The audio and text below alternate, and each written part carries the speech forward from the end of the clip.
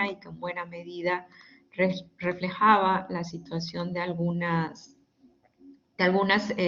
pues, ciudades, ¿no? Sobre todo en Europa que venían y algunas en Asia de la mano del turista chino, pero casi sobre todo en Europa, que venían pues teniendo esta situación de la saturación de la actividad turística. Y el último de los segmentos que revisaremos, que también tiene un papel importante en la demanda turística, que es el turismo en espacios naturales y protegidos. Y vamos a cerrar esa cuarta unidad revisando, pues bueno, a ver esas cuestiones de qué nos deparará el destino para el próximo año, cuando pues ya previsiblemente muchas de las prohibiciones de viajes internacionales o de las limitantes para realizar los viajes internacionales comiencen a ser levantadas por los diversos países. ¿Okay? Entonces, bueno, el turismo litoral e insular es uno de los segmentos de turismo más importantes prácticamente pues desde finales, ¿no? Una vez finalizada la Segunda Guerra Mundial, que eso nos llevaría a mediados del siglo pasado, ya que las sociedades con más dinero, ¿no? Pues saben los Estados Unidos, el Reino Unido, Alemania, empezaron a recuperarse pues, de los desastres y de los destrozos de esa guerra, pues empezó a presentar esta situación de consumo de un turista que quería pasar sus vacaciones al extranjero, ¿no? Entonces, uno de los principales segmentos demandados era el turismo de sol y playa, ¿verdad? Y este turismo de sol y playa, pues sucede en las zonas litorales y las zonas insulares. Entonces, si alguien quiere hacer alguna pregunta o comentario, por favor, de viva voz. Ok, sí, iba a comentar que también se conoce mucho el tema de el planteamiento al momento de colocar lo que sería atractivos turísticos o servicios turísticos en zonas como las de sol y playa, como cabe mencionar. Y surge el problema de que como no hay un control de cuánta cantidad puede haber de hoteles, llega un punto de que partes de playa se llenan de hoteles y genera bastante masificación de turistas, ya sea afectando también lo que sería el lugar para los que son como ciudadanos, como lo que pasaba en Barcelona, y también lo que sería en el ambiente, ya que hay un mayor incremento en lo que serían los desechos por parte ya sea de los hoteles que ocupan para generar el servicio, o bueno, también consumo en el caso, por ejemplo, del agua, porque tantos hoteles ocupan una gran cantidad de agua para poder satisfacer las necesidades de los clientes e incluso de los trabajadores del área, y también generando lo que sería basura por parte de los turistas. Sí, claro, Genaro, esa desde luego es una situación muy, muy presente en, pues, en los destinos de turismo de sol y playa, y cuando no coinciden con ser espacios litorales o insulares, en el turismo urbano, ¿no? Porque son como que los dos grandes espacios que concentran la mayor cantidad de consumo turístico, ¿no? Por ejemplo, hay algunos países que son un poco más restrictivos o cuidadosos según se les vea. Yo creo que para mí serían cuidadosos de sus recursos y, por ejemplo, establecen la obligación a los hoteles de tener, o a los hoteles cuando son grandes hoteles, ¿no? De tener una pequeña planta depuradora de las aguas residuales, o si no es tan grande el hotel, pues sí, las aguas residuales de los hoteles y eh, de otras empresas turísticas, ¿no? Son depuradas por servicios que ofrecen los municipios o que ofrecen las ciudades, ¿no? La cuestión es que desde luego la actividad turística supone una presión sobre los recursos de ese destino muy fuerte, que parte de eso buena parte de eso es lo que aparece en el video de Barcelona, porque, por ejemplo, supongamos que una ciudad tiene servicios de recolección de residuos, plantas de tratamiento para una población de, no sé, 1 millón de habitantes, y de repente en ciertas temporadas al año ese millón de habitantes se duplica por 3 o por 4 porque es una zona turística y todo ese turismo llega. Entonces, desde luego, las, eh, las estructuras no son las mismas para manejar residuos para 1 millón de habitantes que para manejar residuos de 4 millones de habitantes, ¿no? Entonces se ven sobrepasadas y eso evidentemente pues genera un impacto al medio ambiente. Y también como comentaba usted, pues ya hablando de impactos socioculturales, sucede lo mismo, ¿no? La gente se siente, la gente residente se puede sentir desplazada por el turismo y puede experimentar malestar, ¿no? Por esa llegada, pues incluso en el caso de Barcelona, ¿no? Pues era una llegada muy puntual, sobre todo en los meses de verano, pero que pues también es sostenida, ¿no? Porque hay ciudades y hay destinos turísticos que han roto un poco la estacionalidad. Entonces, sí son cuestiones sumamente significativas a tomar en cuenta, ¿no? Ok, entonces fíjense, continuando con esta situación, ¿no? De los espacios insulares y litorales, este, esta imagen pues es del 2016, pero me gusta mantenerla porque todavía en el 2000, bueno, pues con datos del 2020, ¿no? Todavía podemos hablar de que hay algunos espacios de insulares y litorales que son muchísimo más consumidos. Por ejemplo, en el caso de la macrorregión europea, pues existe la subregión meridional o mediterránea, ¿no? De pues España, España, Portugal, Italia, Grecia, ¿no? Todos estos países que concentran, todavía aunque son cifras del 2016, pues podríamos hablar de un porcentaje muy parecido, ¿no? De 37% del turismo internacional, es decir, 37 de cada 100 turistas que viajan a las Europas se quedan en alguno de estos países donde la oferta de sol y playa es predominante. Y en el caso de las Américas, ¿no? Pues también, aunque es un poquito menos, también es una cifra significativa, ¿no? 13 de cada 100 turistas que visitan las Américas tienen por destino alguno de los países de la subregión del Caribe, que es una subregión caracterizada por una fuerte oferta de sol y playa. Entonces, esto es importante. Significativo es también que esta oferta aparece un poco distinta en el caso del sudeste asiático, pero eso lo vamos a comentar más adelante. Entonces, fíjense, el segmento de sol y playa fue uno de los que se empezó a ofrecer pues en la década de los 40, 50 del siglo pasado. No es nuevo, imagínense, ya casi lleva, incluso a principios del siglo, podríamos hablar que el espacio insular y litoral ha traído la atención de ese turismo bastante incipiente, ¿no? Ustedes tal vez hayan oído hablar de este fenómeno, ¿no? De los spring breakers.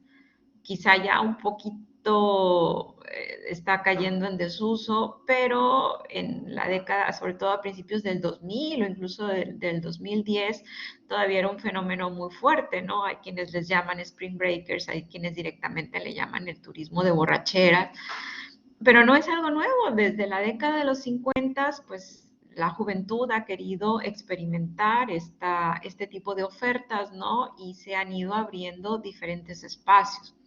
Bien es cierto que en el caso de algunos países, estos spring breakers de hace casi medio siglo, ¿no? O casi un siglo, mejor dicho, se concentraban tal vez en destinos nacionales, Por ejemplo, en el caso de los Estados Unidos, que es un país bastante grande, pues en la década de los 50 la mayoría de sus spring breakers se quedaban en Florida, pero ya para los 60, 70 y 80, con el abaratamiento del transporte y de otros costos relativos al viaje, pues estos spring breakers dejaron sus fronteras y empezaron a experimentar en México o en Cuba, el tiempo que Cuba estuvo disponible, ¿no? Para este consumo. Y en el caso de Europa, pues como el tamaño de los países es menor, evidentemente allá en aquellos lugares desde los 50 el turista inglés, sobre todo el turista inglés, luego el turista alemán, empezaban a descubrir esto de pasar vacaciones en espacios litorales del extranjero, ¿no? Y era muy demandado, por ejemplo, España, y era muy demandado también Italia y un poco después Grecia, ¿no? Entonces, mientras que en el caso de las Américas, el desplazamiento del turista norteamericano a consumir espacios de sol y playa llegó por ahí de la década de los 60, 70 y se empezó a afianzar en los 80. En el caso de Europa, este consumo empezó décadas anterior, pero era sobre todo por la escala, ¿no?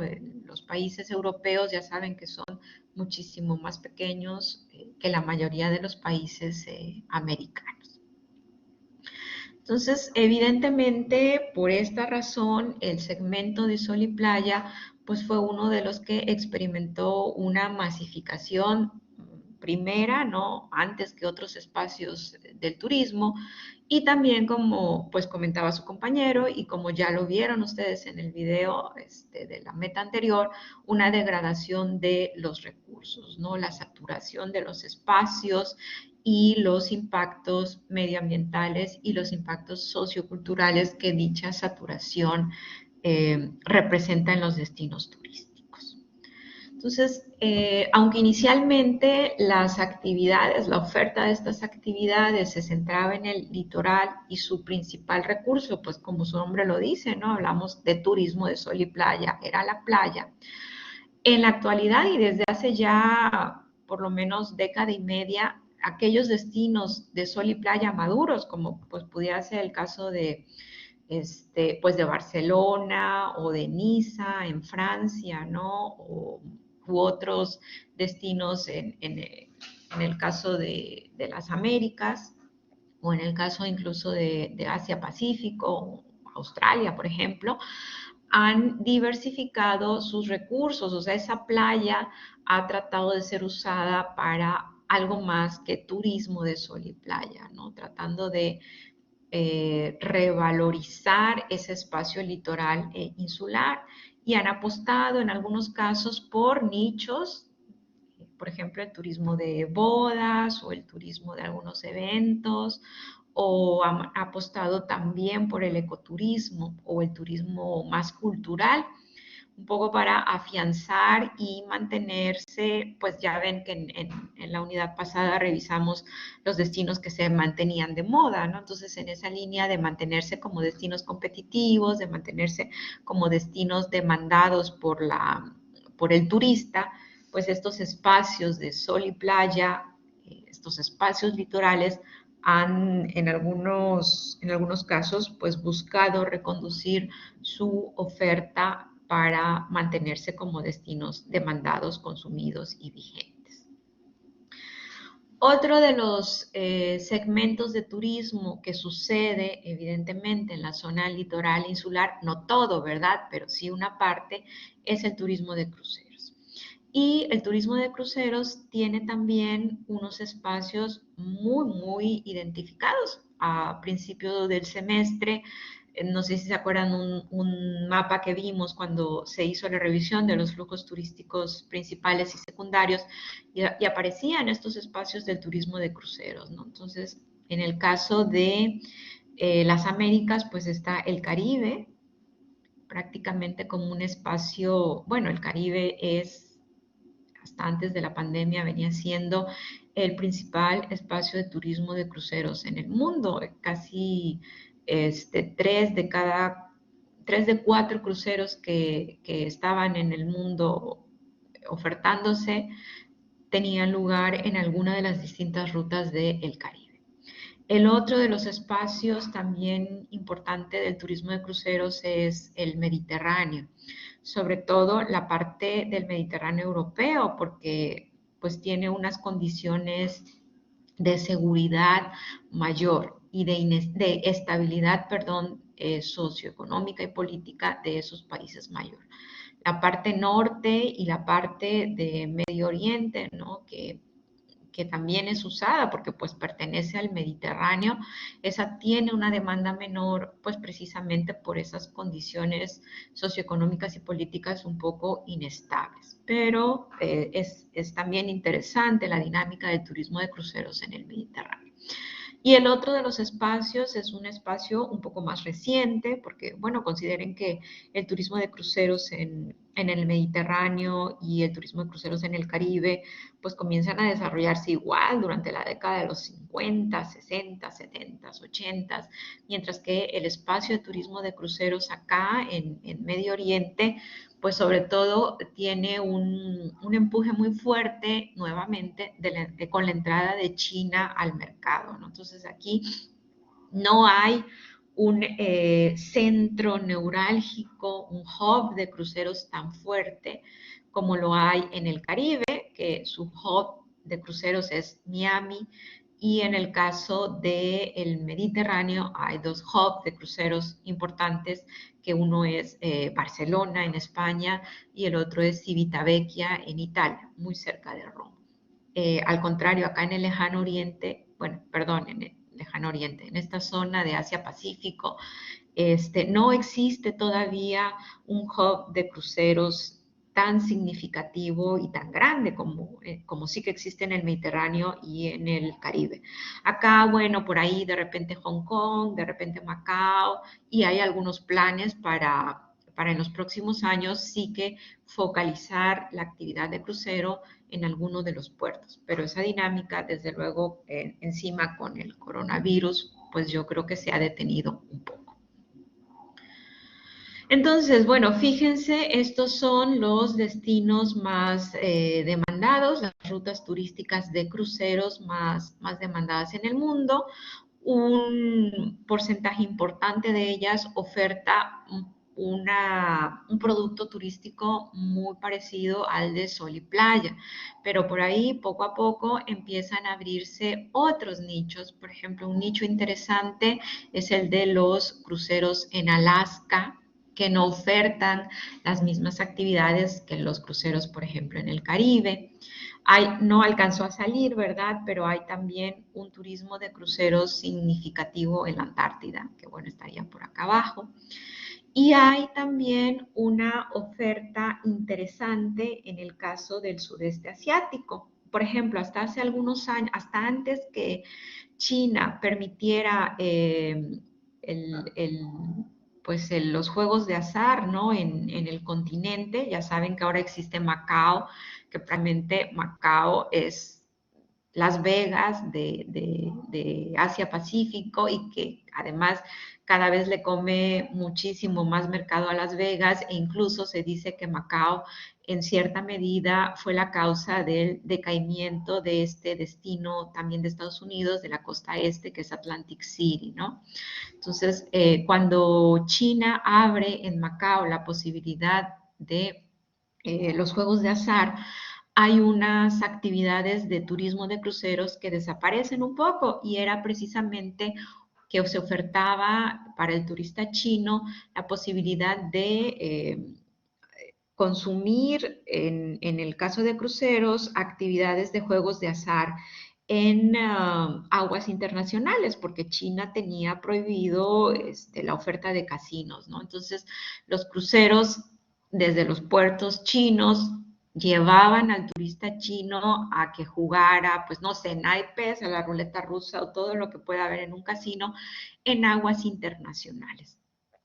Pero una vez que China, vamos a poner, permite, porque no está legalizado del todo, pero permite, abre ese enclave de Macao donde está permitido el turismo para pues, juegos de azar, esta oferta turística de los cruceros que salen a aguas internacionales decae un poco, ¿no? Entonces, evidentemente, aunque la actividad predominante de los cruceros sea el sol y playa, pues por ahí podemos ver precisamente, ¿no? Cómo cambios socioculturales y económicos pueden ir moldeando la oferta de algunos segmentos de turismo que usan también el espacio litoral e insular. Aquí, bueno, tienen algunas imágenes, ¿no? De estas rutas de Alaska. Bueno, claro, y se me había olvidado, ¿cómo se me pudo olvidar? Y de la ruta esta que pasa por los fiordos de Escandinavia, que también es una ruta importante, no tan demandada como la de los espacios de sol y playa, pero sí es un nicho significativo del turismo de cruceros. Ay, algo le pasa a mi mouse, que ya no quiere funcionar.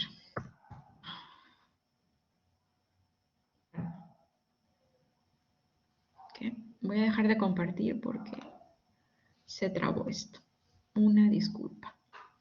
Ok, entonces, en ese sentido, tienen ustedes otra información. Vamos a volverla a compartir. Tienen otra información sacada de un artículo de hace un par de años que revisaba pues precisamente esta importancia del turismo de cruceros a nivel mundial. Son cifras de hace más de 5 años, ¿verdad? Pero evidentemente hasta antes del coronavirus, pues podríamos hablar de este papel que tenía la industria de cruceros a nivel mundial, ¿no? Entonces, fíjense, estas eran las proyecciones para el 2019, ¿no? Seguramente se habrán cumplido para el 2019, para el 2020 ya habrán decaído, ¿no? Pero vean cómo de 1990 pues se va estableciendo el crecimiento, ¿no? 3.8 millones de, como les denominan, cruceristas en 1990 y la proyección de poco más de 25 millones de cruceristas para el 2019. Esto les puede dar una idea del crecimiento que ha tenido el segmento de turismo de cruceros pues en los últimos, no sé, 20 años. Y estas, bueno, pues nuevamente son estos espacios, ¿no? Que les comentaba del Caribe. Evidentemente, pues nuestro país, ¿no? Juega un papel importante en esta oferta de turismos del Caribe, en el Mediterráneo, sobre todo concentrado en la parte, como ya les comenté, norte del Mediterráneo europeo. Y en el caso del sudeste asiático, ¿no? Ahí predominaba una situación un poco distinta, porque también es un espacio reciente, ¿no? Comparado con el Mediterráneo y el Caribe, que ya llevan varias décadas, y una cuestión interesante que estaban experimentando los cruceros que se movían en esa parte del mundo. El turismo de cruceros está concentrado en estas tres principales empresas, ¿no? Tendríamos Carnival, Royal Caribbean y Norwegian. Vean, por ejemplo, el tamaño que tiene Carnival, ¿no? O sea, el 48.1%, o sea, 48 de cada 100 cruceristas se movían en cruceros de esta empresa.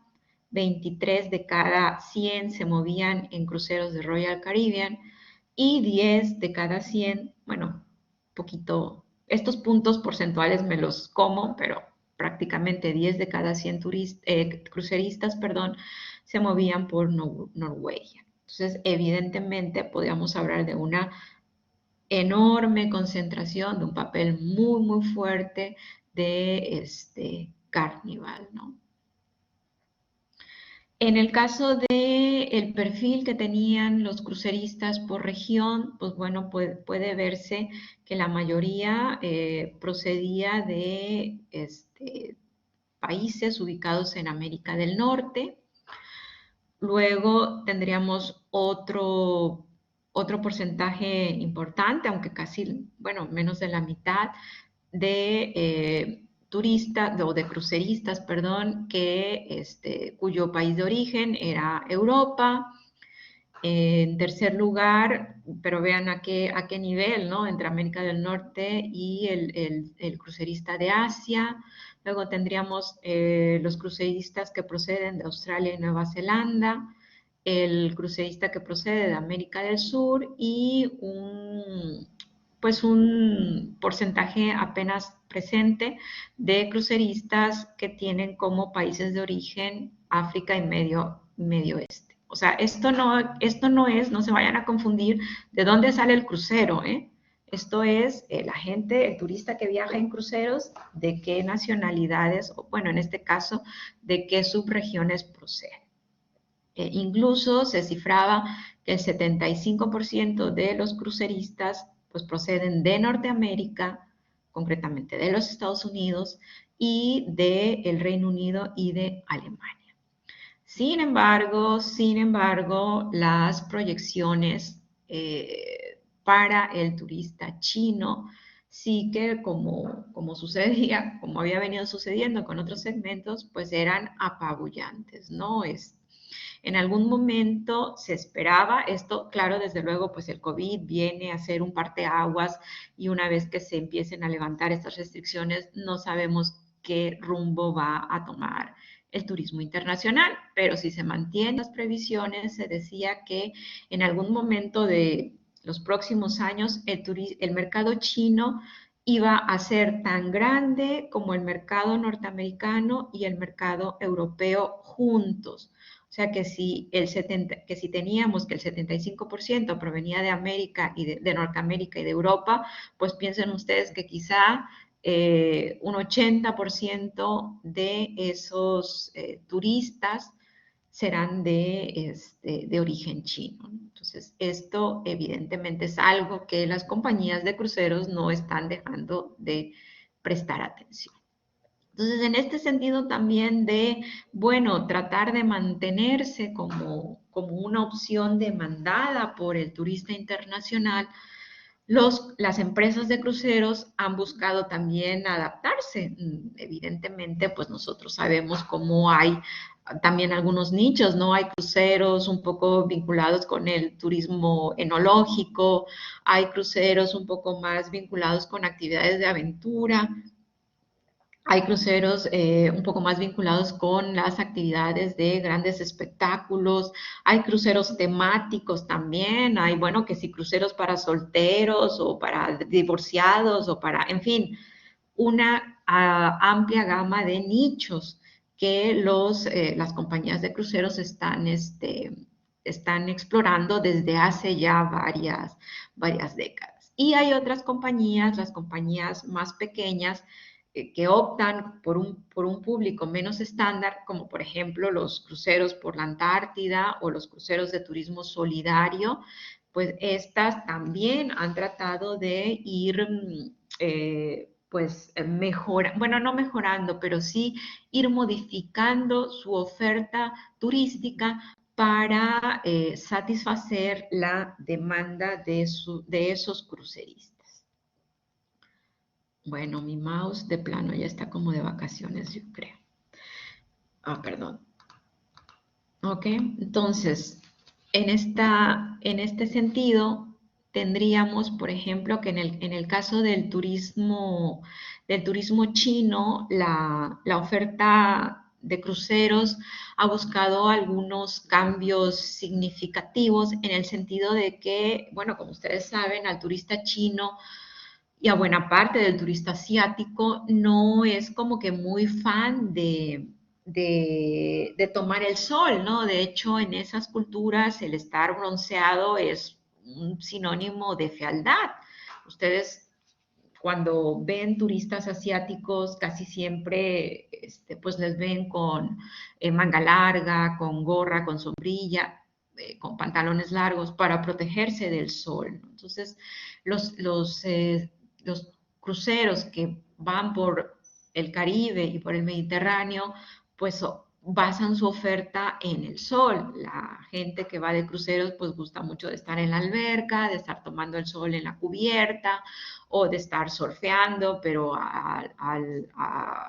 tomando el sol o jugando algo en la cubierta, pero tomando el sol. Entonces, cuando el turismo de cruceros entra, cuando las empresas de cruceros empiezan a ofertar sus viajes en Asia, pues tienen que reconfigurar pues el crucero, ¿no? Los espacios del crucero.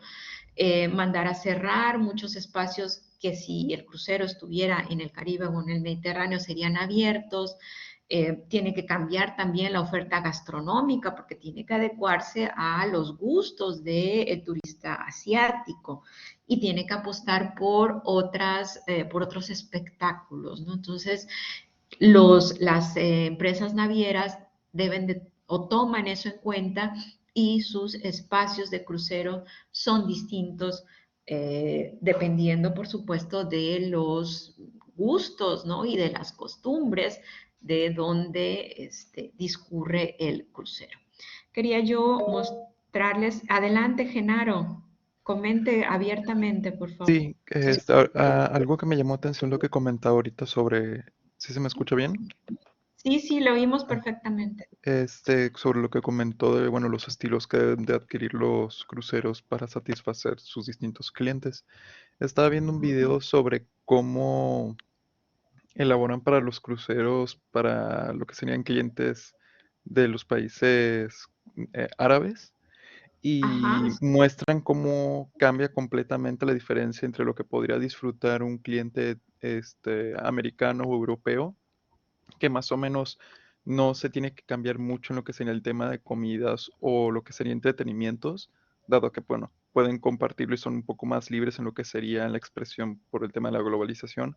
Pero en el caso de el crucero demostraban, obviamente, los platillos típicos árabes y un tipo de servicio más tranquilo. Ya ve que los árabes se sientan de una forma, bueno, tienen sus métodos de comodidad distintos. Y claro. los shows que les presentaban eran shows de danzas típicas de allá, con obviamente la vestimenta adecuada. Y los que eran los camareros y todo eso se vestían como los verías vestidos allá en lo que sería en Arabia, en Afganistán, etcétera. Sí cambia distinto en ciertos, lo que sería en ciertos países muy específicos, el servicio sí es más enfocado a que sea lo más correcto y lo más apropiado para la persona y también lo que sea satisfactorio. Pero es muy grande la diferencia que se ve cómo se le trata a países como, digamos, el servicio que le puede proporcionar a un país, un crucero mexicano o un crucero para clientes americanos o mexicanos, es casi similar, pero no similar lo que sería un tipo de servicio que se le proporciona a un cliente árabe a un cliente chino en el caso de los cruceros. Sí, efectivamente, ¿no? Incluso, por ejemplo, también hay cruceros que pueden discurrir por el Caribe o por el Mediterráneo y son cruceros de lujo, ¿no? Entonces ahí también hay unos nichos muy especiales, muy particulares, pero desde luego por lo menos en el aspecto de la gastronomía, ustedes saben, bueno, las personas que practican la religión islámica, pues tiene la carne, hay carne que no comen carne de cerdo, y si comen carne de ternera, tiene que ser halal, ¿no? Estar sacrificada con cierto ritual, ¿no? Entonces, todas esas cuestiones las tienen que tomar en cuenta, y así como comenta su compañero, pues si son cruceros que van a discurrir por Medio Oriente, por estos países de Medio Oriente, si van a estar enfocados a un turismo de lujo, van a tener pues unas características, pero incluso si no estuvieran enfocados necesariamente al turismo de lujo, pues los espacios gastronómicos van a variar, ¿no? El consumo del alcohol también tiene sus características, generalmente digamos prohibiciones en el caso de ciertas religiones, ¿no? Entonces, todas estas diferencias socioculturales pues tienen que ser tomadas en cuenta, no nada más por los cruceros, prácticamente cualquier segmento de mercado turístico tendrá que considerar estas diferencias o de lo contrario, pues tendrá un riesgo de no ser aceptado. Pues, muchas gracias, Genaro, por haber comentado. No sé si alguien más quiera comentar o ya se me durmieron clase. Pero bueno, aquí están ustedes viendo esta gráfica, ¿no? Que esta sí ya tiene información, ¿no? Del crecimiento que ha tenido, pues precisamente el turismo de cruceros del 2009 al 2020. Vean, está un poco más completa, ¿no? Que la gráfica anterior, 17.8 millones hasta 32 en el 2020. Aquí acuérdense que las temporadas de cruceros son distintas, no necesariamente coinciden con el año calendario. Por eso, aunque se maneje en el 2020, pues muy probablemente esta cifra sea de pues los primeros meses, ¿no? del 2020. Seguramente, tal vez si no hubiera habido pandemia, esta cifra sería mayor, pero hey, bueno, los tal vez no existen. Entonces, hasta este horizonte del 2020 nos movemos y a partir de ahí ya se verá, no hay información todavía de el 2021, cómo está siendo la temporada, ¿no? Porque, por ejemplo, en el Caribe, ahorita sería la temporada alta, ¿no? En estos meses de diciembre y hasta enero, mientras que en el Mediterráneo la temporada alta sobre todo se concentra en los meses de verano, hasta septiembre, ¿no? Octubre como muy tarde. Entonces también ese es otro aspecto importante. El Caribe tiene una temporada alta mucho más larga que la que alcanza a tener el Mediterráneo. No es entonces extraño que la mayor cantidad de flota de turismo de cruceros en el mundo se viniera concentrando en el Caribe. ¿Ok?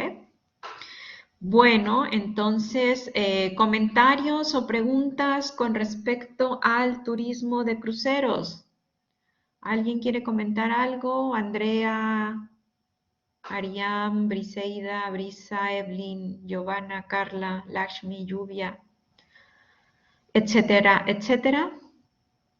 ¿Comentarios o preguntas? Bueno, si no, si están como que con pena porque parece que no nos conocemos, porque no nos hemos visto en varias semanas, no se preocupen. Vamos a abrir un espacio, como siempre, al final de la clase, para cualquier duda que tengan al respecto. Genaro, ¿usted si quiere comentar algo o es la mesa Sí, realmente? es una duda. ¿Los puertos también cuentan como la parte del atractivo para los cruceros? Los puertos obviamente que están ya una vez llegando. Sí, sí, porque pues los cruceros, a veces pasan horas, ¿no? En el puerto, a veces llegan incluso no duerme el crucerista en hoteles del puerto, pero llegan a pasar la noche. Entonces sí, desde luego forma parte, hay espacios importantes que se mueven, pues precisamente buena parte de la zona del Caribe de México, ¿no? O algunos puntos del Pacífico, por ejemplo, Ensenada o Huatulco o Puerto Vallarta, son puntos de llegada del turismo de cruceros, se consideran parte del turismo de cruceros, siempre y cuando llegue el turista en crucero. Y puede llegar a Porque existir perdón, puede llegar a existir lo que sería que forme parte del paquete del crucero como un evento o una actividad turística en la parte del puerto. sí,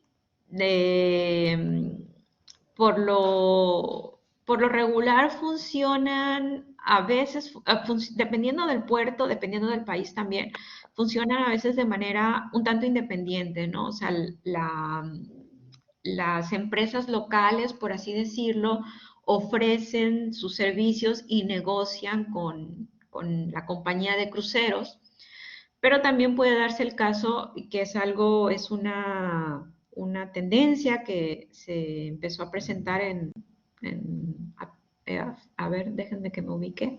Pues sí, a principios del 2000, cuando algunos destinos empezaron a pensar en cobrar una tasa ambiental a los cruceros.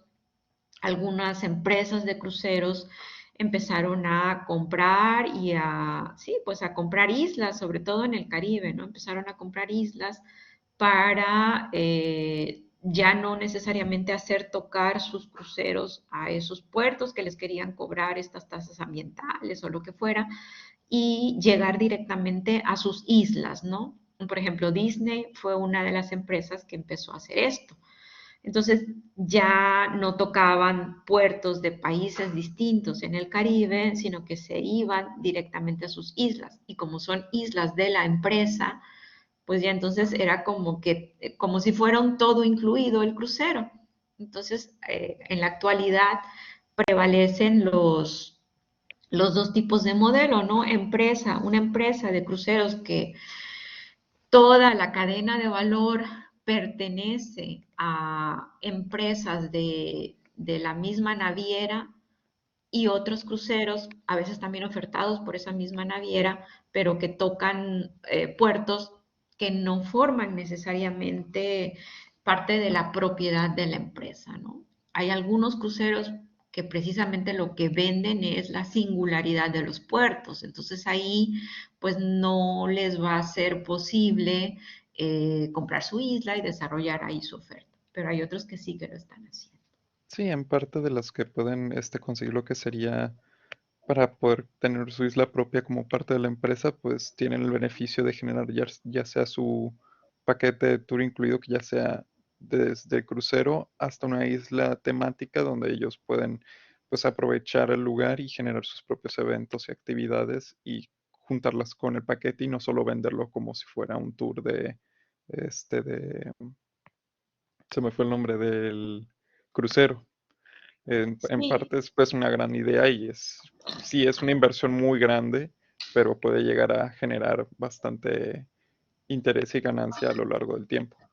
claro, desde luego, ¿no? A las empresas, por ejemplo, las que tienen una oferta que da igual donde suceda, ¿no? Por ejemplo, pienso en estos cruceros de Bob Esponja, pues a lo mejor me da igual ver a Bob Esponja en una isla comprada por la compañía, no sé quién hace Bob Esponja, por cierto. Bueno, la compañía X, Marvel, no, no creo que sea Marvel, ¿verdad? Bueno, ustedes sabrán seguramente más quién hace. Es Nickelodeon. Nickelodeon, por gracias, que verlo en la Riviera Maya o verlo en Punta Cana, ¿no? Sin embargo, si el crucero me está vendiendo es algo particular, por ejemplo, los cruceros que venden los viajes a la Antártida, pues por mucho que quieran reproducir la Antártida en otro lado, en otra isla, no existe esa posibilidad. Entonces van a tener que tocar puerto, perdón, en ese espacio que me están vendiendo, ¿no? Entonces, hay ofertas que se pueden adaptar a ese esquema digamos, como el todo incluido por la industria o por la compañía, perdón, de cruceros, y hay otros que, pues todavía, o por mucho que se intente, no podrá ser así. Pero sí, desde luego, claro que las empresas de crucero, cuanto más quieran de cada dólar gastado quedarse, estarán muchísimo más felices de que eso suceda así. ¿Ok? ¿Algún otro comentario o pregunta sobre y algo que se me olvidó, perdón, algo que se me olvidó comentarles de las características del turismo de cruceros en el caso de Asia, por ejemplo, es que a diferencia de lo que sucede en el Caribe, que ya ven que, bueno, pues existe el canal de Panamá, entonces un crucero puede empezar en el Pacífico y pasarse por el canal de Panamá y terminar en el Caribe, o al contrario. En el caso del Mediterráneo, pues está también el canal de Suez, entonces un crucero puede empezar en alguno de estos hubs importantes de cruceros del Mediterráneo Norte y pasarse por el canal de Suez y terminar hasta Hong Kong, ¿verdad? O alguno de los países de Medio Oriente. Pero en el caso de Asia, no hay no hay rutas muy largas. Entonces, los cruceros que se venían ofertando en esa parte del mundo eran cruceros cortos de un par de días. Entonces, evidentemente, pues eso tiene un impacto significativo en la dinámica de cruceros. Otra cuestión también importante que seguramente ustedes han oído o incluso hasta habrán visto películas o series en Netflix es la cuestión de la piratería que sucede bueno, tanto en la zona de Asia como en lo que se llama el Cuerno de África. Entonces, compañías de cruceros que circulaban por el sudeste asiático, nunca hasta el momento ningún crucero ha sido abordado por piratas.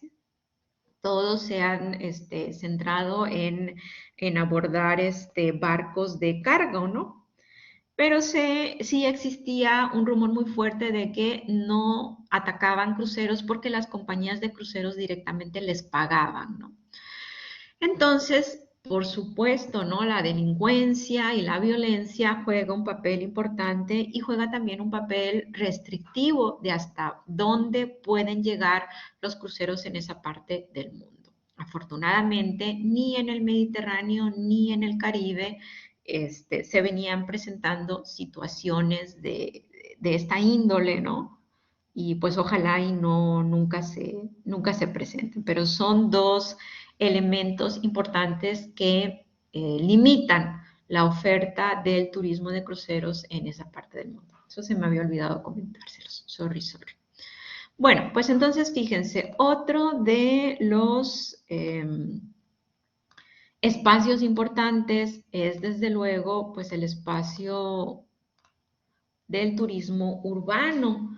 Ustedes ya vieron, en el caso de Barcelona me gusta mucho ese video porque pues Barcelona tanto es un espacio litoral como es un espacio urbano, ¿no? Entonces, estas dos dinámicas las tiene, las presenta muy, muy bien ese, ese video, ¿no?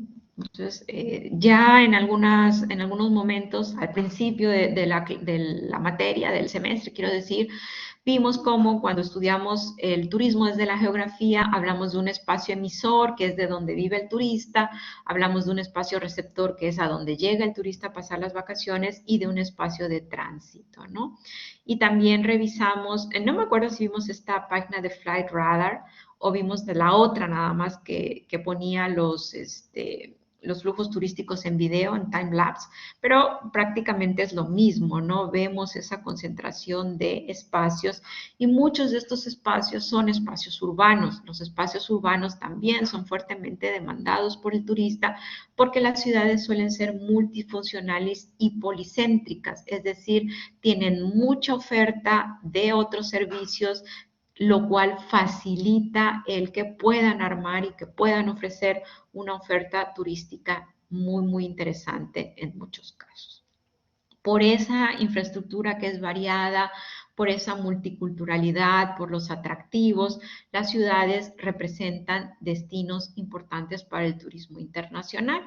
Y además, considerando también que todavía el avión era el principal medio, o venía siendo hasta antes del COVID, el principal medio de transporte del turismo internacional, pues no es extraño que las ciudades sean, muchas ciudades en el mundo, ¿verdad? No todas, pero sí muchas, las que ofrecen los aeropuertos internacionales. Entonces el turista suele llegar ahí y aunque muchos se pueden ir a ese destino secundario, o, bueno, principal, pero no en las ciudades, no es extraño que algunos aprovechen y pasen, se queden algunos días en esa ciudad a donde llega o a donde sale su avión.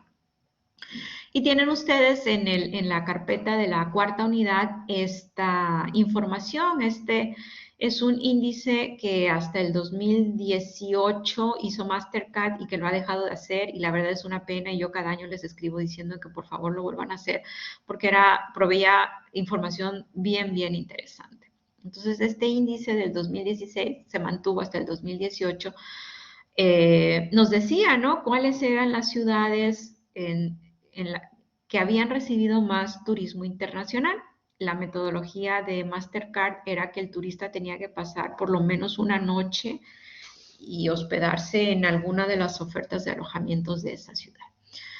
Y entonces este era el ranking. En primer lugar estaba Bangkok, en segundo Londres, París, Dubái, Nueva York, Singapur, Kuala Lumpur, Estambul, Tokio, Seúl, Hong Kong, Barcelona, Ámsterdam, Miami, Taipei, Roma, Osaka, Viena, Shanghai y Praga.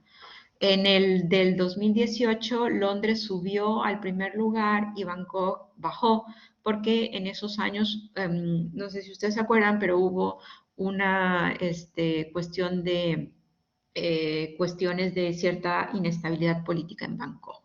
Pero al que hicieron al 2019, Bangkok volvió a retomar y a ubicarse en el primer lugar. Entonces, básicamente, una de la información importante que proveía este informe Mastercard era que nos permitía, ¿no?, identificar cuál era el propósito por el que ese turista internacional visitaba la ciudad, y también nos ofrecía información sobre el gasto y además nos ofrecía la temporalidad alta. Entonces, fíjense cómo, dependiendo de la razón por la cual va el turista, nosotros podemos hablar de una temporada alta que puede ir de abril a enero, o podemos hablar de otra temporada alta que puede ir, como por ejemplo en el caso de Barcelona, centrarse en los meses del verano en el hemisferio norte. Así que fíjense, era interesante hacer este ejercicio y ver cómo en el caso de Shanghai, 54 de cada 100 turistas que visitaban Shanghai lo hacían motivados por negocios. Y, por ejemplo, hacer este comparativo en el caso de Barcelona y en el caso de Estambul, por ejemplo, la mayoría del turista, 90 y algo, o sea, 90 de cada 100 turistas, tanto para Estambul como Barcelona, visitaban esas ciudades por motivos de ocio, ¿verdad? Entonces, evidentemente, la oferta turística para ese turista internacional, pues tendría que estar armada de manera distinta. Si ustedes van por negocios, esperan unos servicios turísticos, y si ustedes van sobre todo por cuestiones de ocio, esperan otros servicios turísticos. ¿Y en qué gastaban la mayoría de su dinero esos turistas? Pues fíjense cómo en el caso de Seúl existía un muy fuerte consumo del turismo de compras. 58 de cada 100 dólares, por así decirlo, que se gastaba el turista que iba a Seúl, era por compras. Entonces es un porcentaje importante, desde luego. Si ustedes tienen ese dato, saben cómo armar, ¿no? Qué tipo de, incluso tours particulares tal vez para llevar a ese turista que va a comprar, u ofertas especiales para aprovechar ese turismo que va de compras, mientras que había otras ciudades que no tenían un perfil de gasto de turismo de compra tan fuerte como era en el caso de Seúl. ¿Qué más nos ofrecía este informe? Bueno, pues nos permitía ver los patrones de distribución espacial del turismo. Por ejemplo, estos patrones, ¿qué información o con qué información lo armábamos? Bueno, el informe nos permitía saber el número de turistas que visitaba, desde qué ciudad había salido ese turista, ¿no? Es decir, las ciudades emisoras. En el caso, por ejemplo, de Singapur, establecía que sus principales ciudades emisoras eran Yakarta, que está en el país de Indonesia y que forma parte de la macrorregión Asia-Pacífico; Hong Kong, que bueno, la OMT lo clasifica como China-Hong Kong, ¿verdad?, y que forma parte de la macrorregión Asia-Pacífico; Manila, que bueno, pues es la capital de Filipinas, que está en Asia-Pacífico también; Tokio, que es la capital de Japón, que está en Asia-Pacífico; y Shanghai, que es una ciudad que está en China y que forma parte de Asia-Pacífico. Entonces, Singapur, que está en Singapur, ¿verdad?, que Singapur es una ciudad-estado y que está en Asia-Pacífico, recibía principalmente flujos turísticos de su misma macrorregión. Vean cómo estas 5 principales ciudades todas estaban ubicadas en Asia-Pacífico. Entonces, esta era una dinámica interesante que desde luego nos habla de patrones de desplazamiento, pues cortos, por así decirlo. Pero había otras ciudades con otras dinámicas. Había ciudades que de manera importante recibían flujos turísticos de ciudades que no estaban ubicadas en su misma macrorregión. Por ejemplo, en el caso de Johannesburgo, que bueno, está en Sudáfrica y que pertenece a la macrorregión África, recibía flujos turísticos de estas 5 ciudades. Londres, pues la capital del Reino Unido, que está en la macrorregión europea, Harare, que es la capital de Zimbabue, que está en la macrorregión africana, Frankfurt, que es ciudad alemana, que está en Europa, Maputo, que es ciudad de Mozambique, que está en la macrorregión de África, y París, que es la capital de Francia y que está en las Europas. Entonces, ustedes pueden ver cómo de estas cinco principales ciudades emisoras, pues tenemos ciudades que están en la macrorregión europea y ciudades que están en la macrorregión de África. Pero si nosotros sumamos los flujos que proceden de la macrorregión europea, son mayores a los flujos que proceden de la misma macrorregión en la que está ubicada Johannesburgo, que es África. Entonces, en el caso de Johannesburgo, principalmente recibía flujos turísticos de ciudades ubicadas fuera de su macrorregión. Otras ciudades recibían flujos turísticos principalmente de ciudades de su misma macrorregión, ¿no?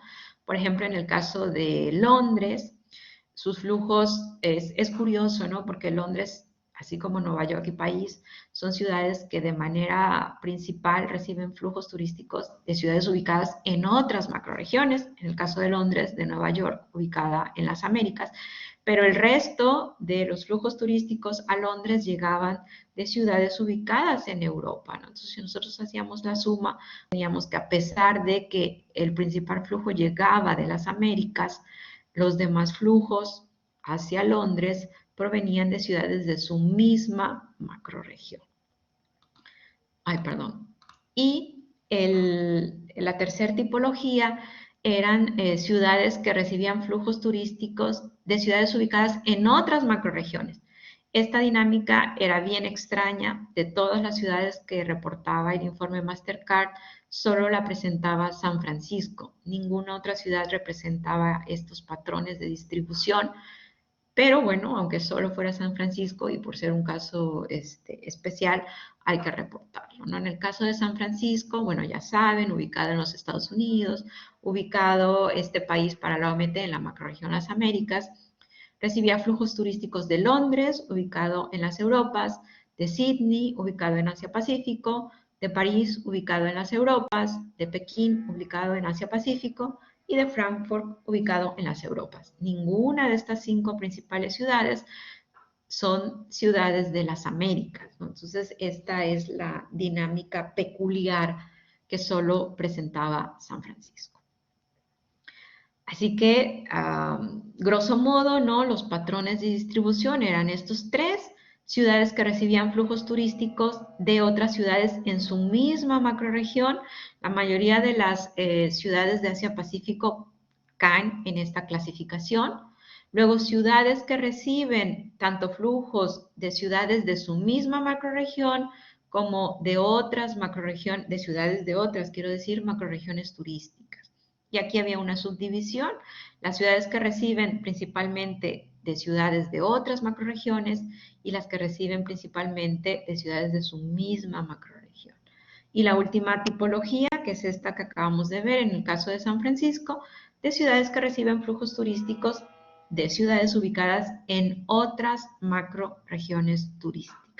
Entonces, estos patrones son interesantes porque también, evidentemente, aunque quizá en la mayoría de los casos estén conformadas a partir de los intereses de las aerolíneas, ¿verdad? Los intereses de los grupos aeroportuarios, pues no por eso deben de ser consideradas por las ciudades al momento de armar su oferta turística. Y bueno, también en el caso de cuáles eran, ¿no? Esos elementos importantes del turismo urbano, está también este otro reporte del 2018 del World Travel and Tourism Council. Nosotros en la clase nos hemos mantenido revisando la regionalización de la OMT, pero el World Travel and Tourism Council tiene una macroregionalización un poco distinta. Por ejemplo, para este organismo está Norteamérica, que prácticamente es Estados Unidos y Canadá, y Latinoamérica, que considera pues México y todo el resto de Centroamérica, el Caribe y Sudamérica.